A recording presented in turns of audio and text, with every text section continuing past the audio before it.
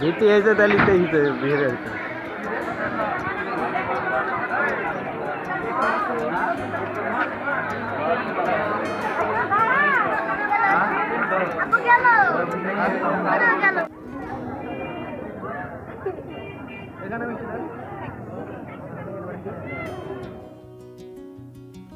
ঘরে এসেছে ফুটফুটে কন্যা সন্তান, বাবার আনন্দের শেষ নেই।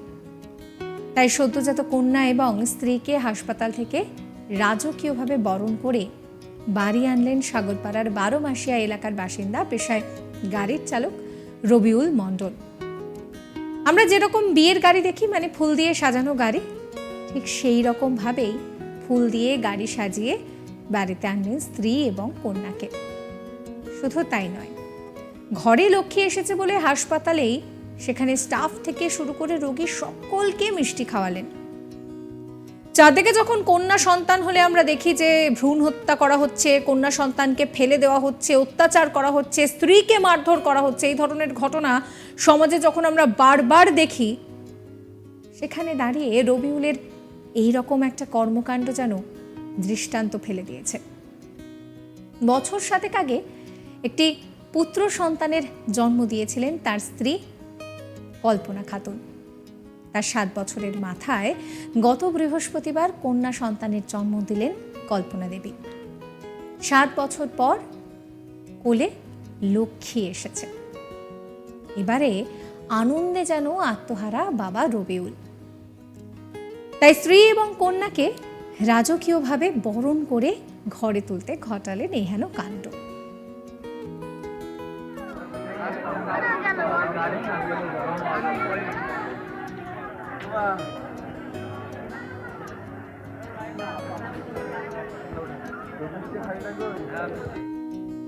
যিনি দৃষ্টান্ত করলেন, অর্থাৎ রবিউল, কি বলছেন শুনুন আপনারাও। আমার মেয়ে হয়েছে, তার জন্য আমি খুশিতে বিয়ের গাড়ি সাজিয়েছি। মেয়ে হলে তো সবাই দুঃখ করে, আপনারা তো খুশি কেন? মেয়ে হলে আমি খুশি। মেয়ে মানে একটা লক্ষ্মী জিনিস, বাড়িতে এসছে মানে মেয়ে মানে আরো 2-4টে মেয়ে হলেও আমি এরকম খুশি হব। তাই? কিন্তু এটাতেই আমার দুটোতেই শেষ। তো কতদিন পর হলো আপনার এই মেয়ে? 7 বছর পর। 7 বছর পর। আর এর আগে কোনো বাচ্চা ছিল না? এর আগে প্রথম ছেলে, তারপরে মেয়ে। 7 বছর পর। মা বলছেন যে মেয়ে হয়েছে তো ভালো হয়েছে, ঘরে লক্ষ্মী এসেছে। মায়ের কথাও শোনাই।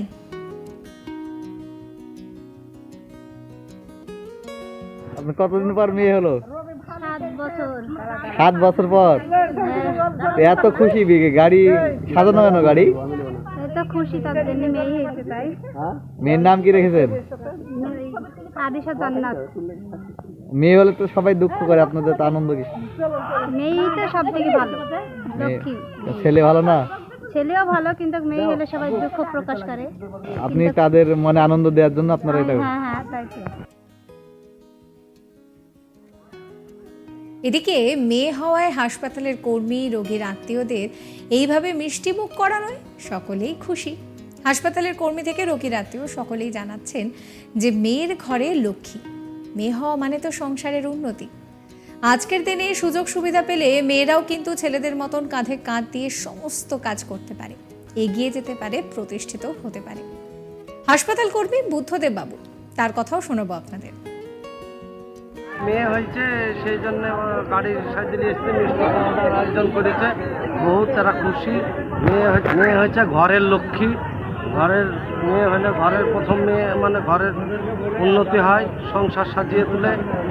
বহুত আনন্দে আমরাও খুশি।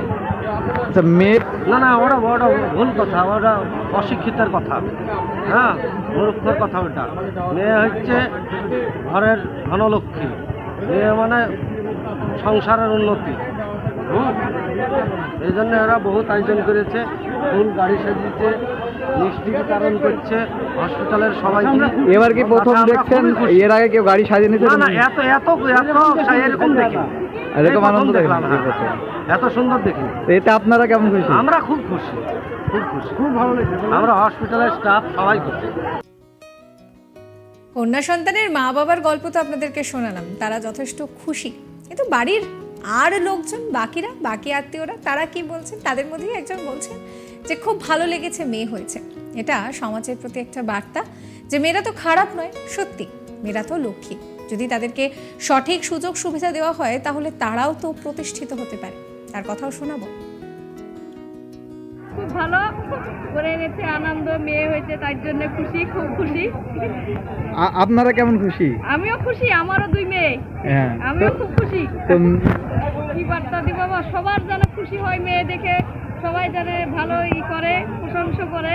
তাই মেয়ে দেখে সবাই, মানে মেয়ে হলে প্রত্যেক মানে ছেলেরা রাগ করে স্ত্রীর যদি মেয়ে হয়, কিন্তু যারা সবার যারা মানে ছেলেরা আছে তারা যেন ভালো করে দেখে যে মেয়ে কি ভাব নিয়ে যাচ্ছে, মেয়ে হয়েছে তাও গাড়িটা ভালো হয়ে দেখে। হ্যাঁ, সেটা ভাবে যে আমরাও এরকম যাতে করি, আমার মেয়ে হলে যাতে খুশি হই।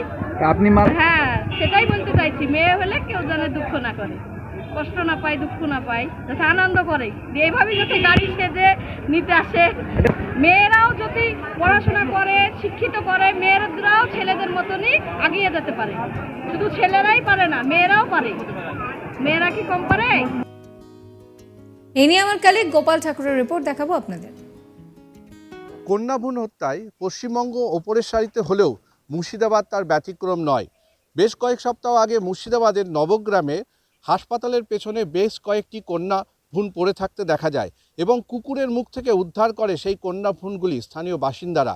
এইরকমই দৃশ্য দেখতে অভ্যস্ত আমরা, কিন্তু উল্টো দৃশ্য দেখা গেল মুর্শিদাবাদের সাগরপাড়ায় জাহিদুল ইসলামের পরিবারের। জাহিদুল পেশায় একজন গাড়ি চালক, তার স্ত্রী কল্পনা খাতুন 7 বছর পর একটি কন্যা সন্তানের জন্ম দেয়।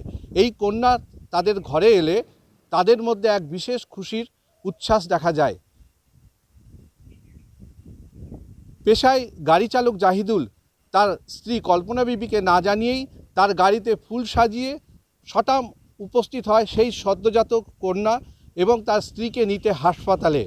এই দৃশ্য দেখে স্বভাবতই হাসপাতালের কর্মী এবং রোগীর পরিজন এবং রোগীরা খুব উচ্ছ্বাসিত এবং উৎসাহিত হয়।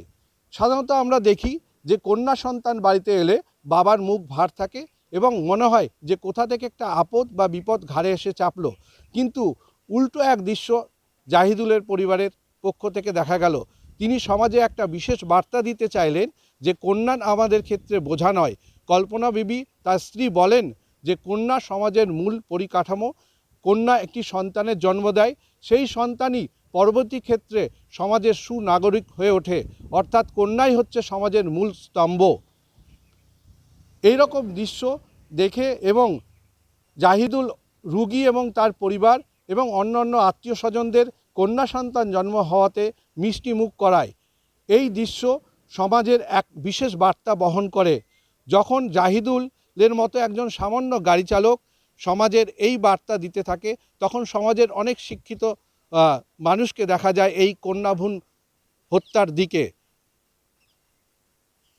জাহিদুল তার এই প্রয়াসের মাধ্যমে এবং সামর্থ্যের মাধ্যমে সদ্যজাতকে বাড়িতে নিয়ে আসে এবং তিনি যে বিশেষ বার্তা দেন সমাজকে, তিনি বলেন যে সমাজের বোঝা নয় কন্যা, ঘরের লক্ষ্মী হচ্ছে কন্যা এবং সমাজের মূল স্তম্ভ হচ্ছে কন্যা। তাই কন্যাকে সাদর অভ্যর্থনা করে বাড়িতে তুলুন।